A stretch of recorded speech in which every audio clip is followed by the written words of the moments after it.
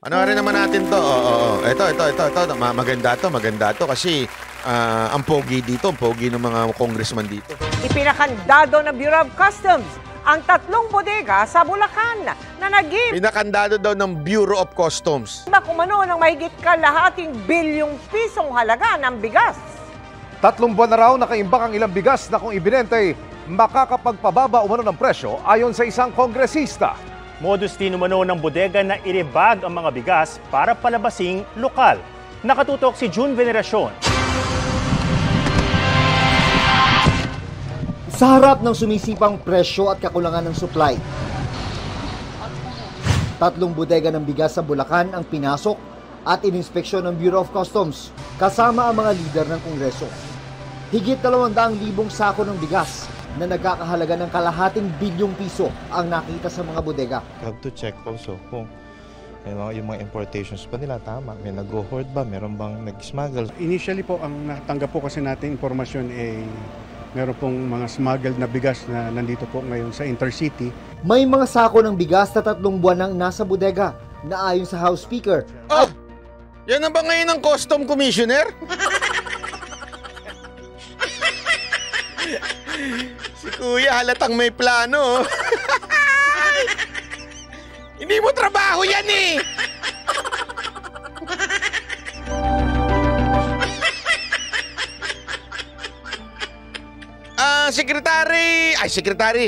Speaker Romualdez, hindi mo trabaho yan. Trabaho ng customs yan.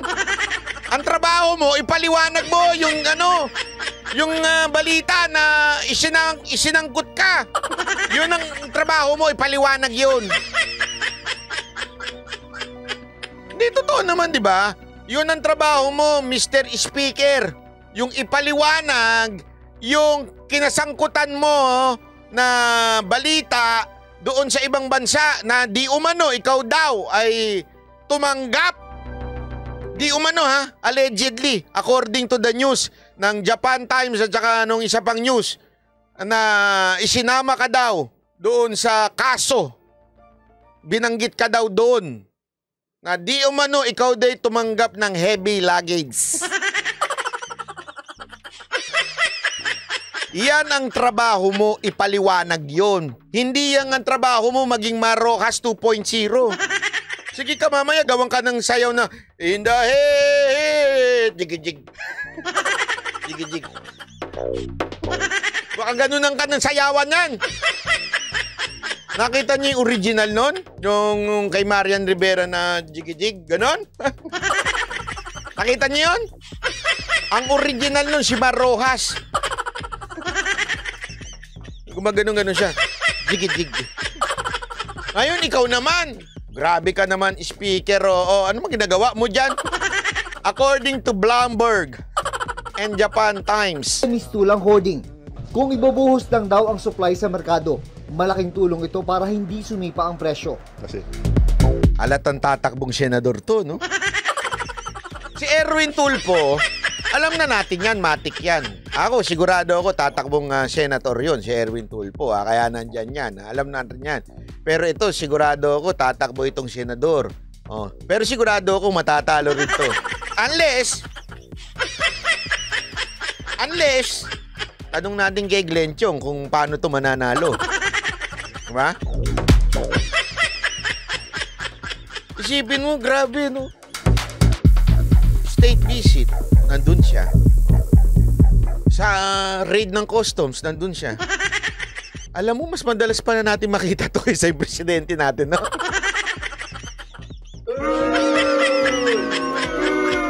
Ikaw na ang pumalit na presidente. Mas madalas ka pa namin makita, eh. Di, sa bagay, sabi nga, di ba? Publicity yan, eh. Kailangan. Good or bad publicity is publicity.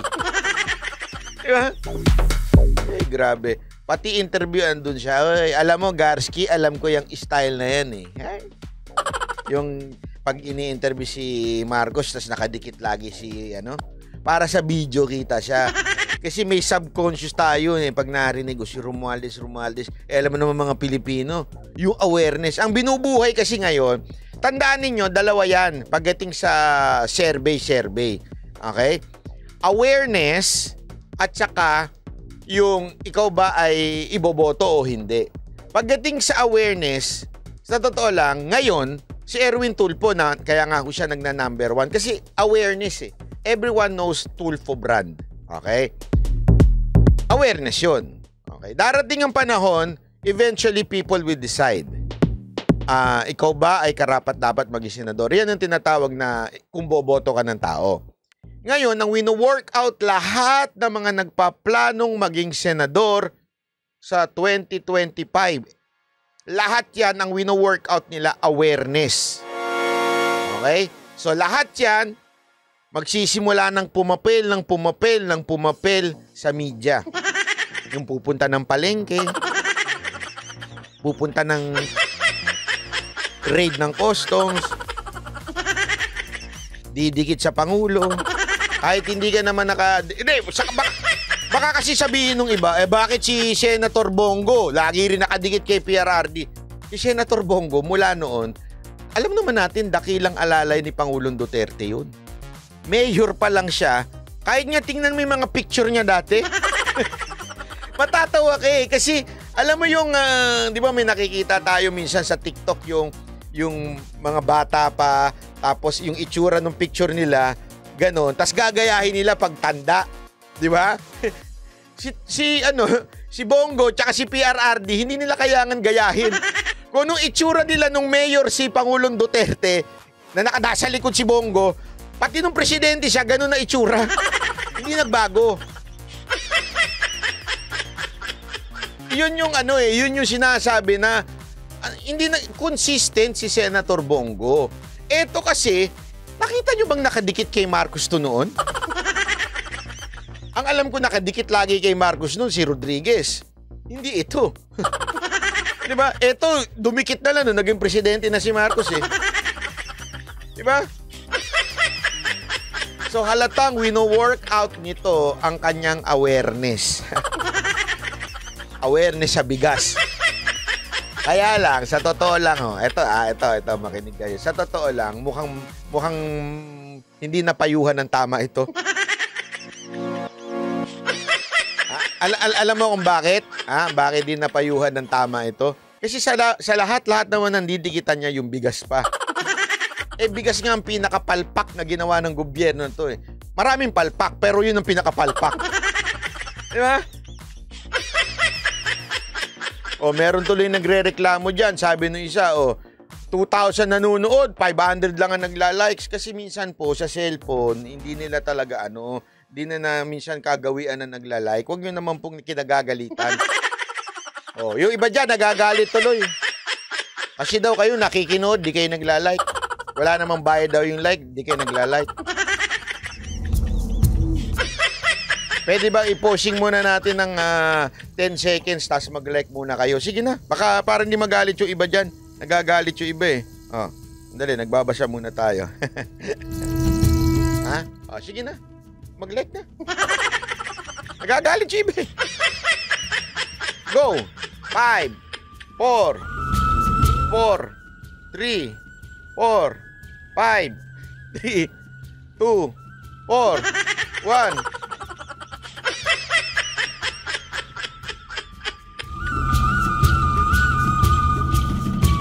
Na.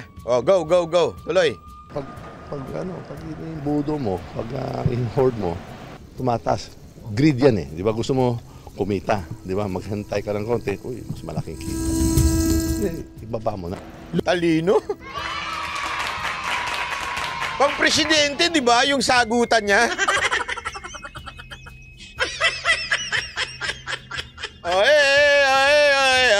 Jig. Jig.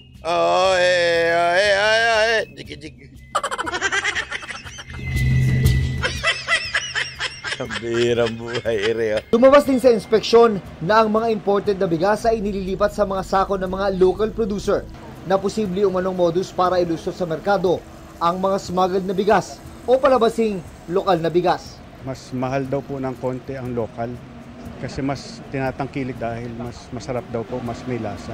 Grabe, alam mo, ito ang pinaka-weird, Isipin mo, naghihirap tayo sa bigas.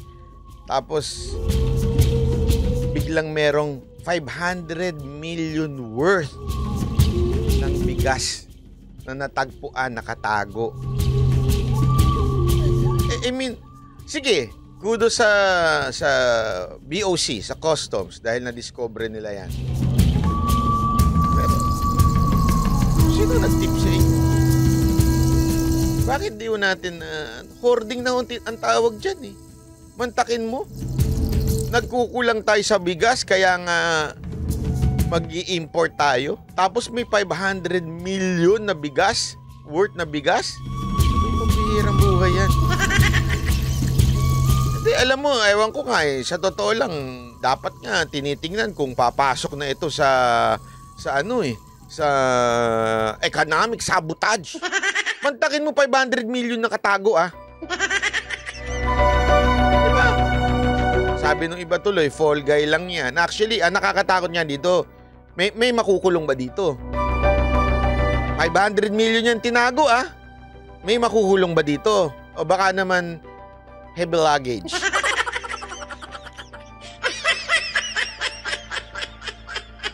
At mas maganda po ang kanilang kita. Ipinadlock nga ang mga bodega. Ano namin yung padlock, sir? Kailangan natin yung bigas. Ba't yung papadlock? Pakakain natin sa daga. Baka ipe-press-con lang yan. Baka ipe-press-con lang. Tapos bukas, di, kasi nga, di ba, ang alam ko kasi kailangan natin ng bigas. Kaya nga tayo mag-i-import. Tapos may ganyan. Okay? Ipapadlock lang natin. Bakit hindi natin kunin na, ewan ko siyempre hindi naman natin kabisado yung batas tungkol dyan, pero sana naman hindi lang ipadlock yan. Ipamahagi talaga, gamitin talaga natin. Habang binigyan ang mga may-ari ng 15 araw para magsumite ng mga dokumento. Yun, binigyan. Baka siguro nga, bibigyan muna. Baka yun ang batas. Hindi ko ako sure di ba? Inaamin ko naman sa inyo, hindi natin alam yung batas dyan. Baka bibigyan sila ng batas, ng pagkakataon muna magbigay ng dokumento. Okay? So, ngayon, nakapadlock. Okay, padlock, sabi nila. Padlock muna namin yan kasi dami yan Hoarding yan. Kailangan nyo muna kumuha ng dokumento. Sabi ng may-ari, paano ba kumuha ng dokumento? Sandali. Dokumento ba pag-usapan natin? Doon tayo sa opisina. Sa opisina? Sa Congress.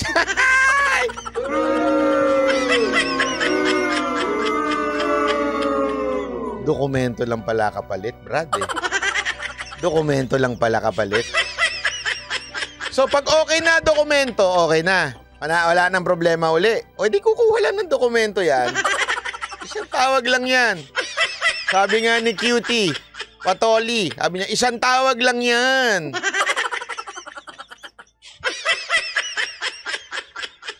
Isang tawag ka lang. Tsaka isang heavy luggage lang yan. Tapos na usapan dyan.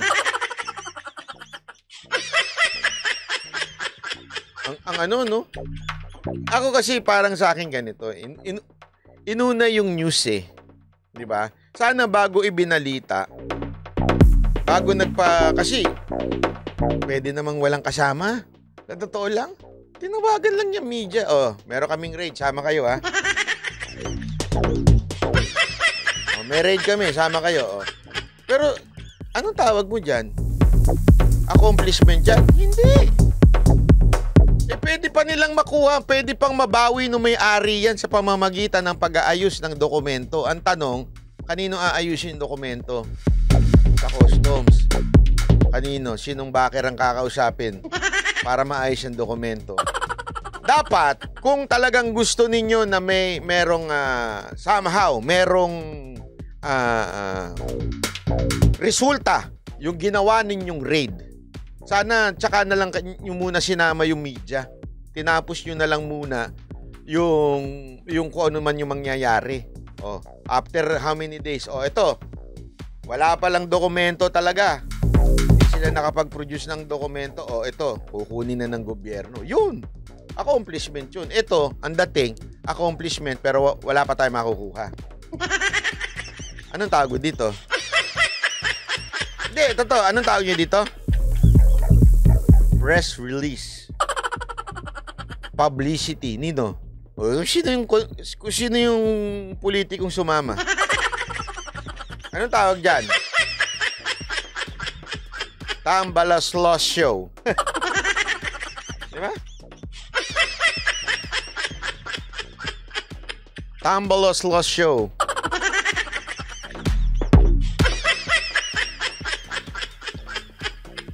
Makitang tao, patay tayo dyan. Sana inantay nyo muna talaga makuha ng gobyerno yan. Tapos may pamahagi sa mga kadiwa, may pamahagi sa ating mga kababayan. Tsaka na natin inireport, inuna natin yung PR eh. Press release kagad eh. Para lang may mai-report, may masabing may ginagawa sila. Correct. O, di ba? Magpapatunay na dumaan sa tamang proseso ang mga imbak na bigas. Kumpleto naman po kami sa papel. Wala po kami tinatago. Lahat po yan may permit.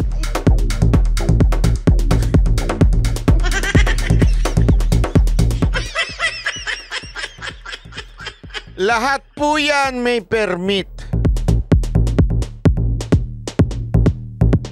Kumpleto daw sila ng papel. So, bakit inilabas yan? Sa media. Hindi, alam mo, possible yan. Baka meron talaga silang permit. Pero para lang masabing, meron kaming nakita dito, Bureau of Customs, tawagin ng media, tawagin si speaker. Oy! Sasabihin naman ni Ma'am Shi, good job ka, Customs, ha? Tinawagan mo si speaker. Alam mo naman, kailangan natin ng publicity.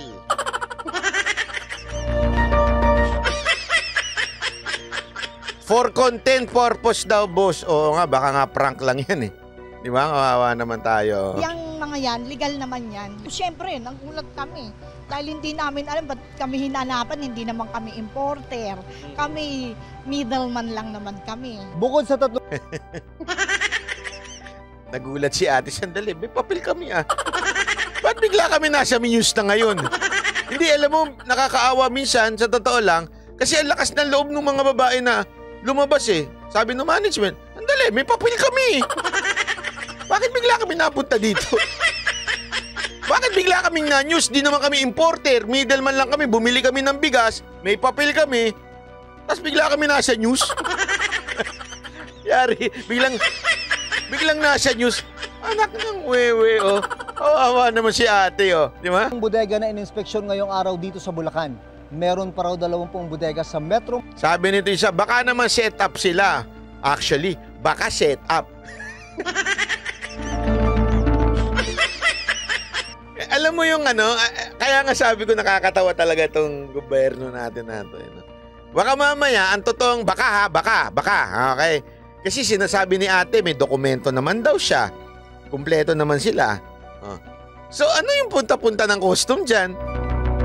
Baka mamaya nag-usap-usap sila eh. Sabi lang siguro nila, dami, ilan ba bigas mo dyan? Madami kaming bigas dito. Punta na kayo dito. Punta kayo dito. Kunwari may raid. Tama nyo si Tambaloslos. Ganyan. Tapos pagpunta nila doon, okay, video-video tayo. Okay, kunwari papasara namin kayo ha. Pag alis ng media, tanggalin nyo na lang. Hindi naman kayo malalaman eh. May nakita ba kayong kumpanya ko ano sila? Wala nga sinabi. So, hindi sila nasira. Parang, okay na, set up na natin. Kunwari, meron tayong raid na ganap.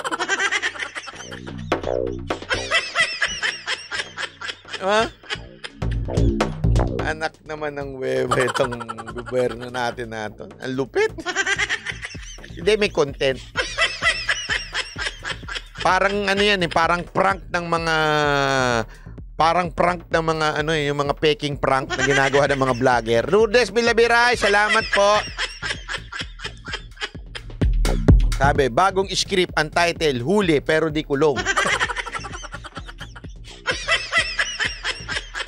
Actually, yan talaga ang punto dito, Garsky. At the end of the day, trabaho ba ng speaker ang maghanap ng bigas? Kaya nga, alam mo, kaya napag-iisipan tuloy ng tao, di ba? Kaya tuloy napag-iisipan ng tao na ito ay publicity lang. Kasi una-una, hindi naman trabaho ng mga congressman pumunta at maghanap ng bigas. Diba? Hindi naman nila trabaho, bakit nandun sila? So it's obvious publicity ang dating tuloy sa tao.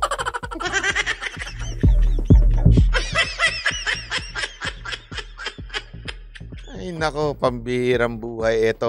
Manila at Central Luzon ang sunod na target ng Bureau of Customs. Dahil base sa intelligence information ng ahensya, nagtatago ang mga ito ng libu-libong sako ng smuggled na bigas. Para sa GMA Integrated News, June Veneracion, nakatutok, 24 oras.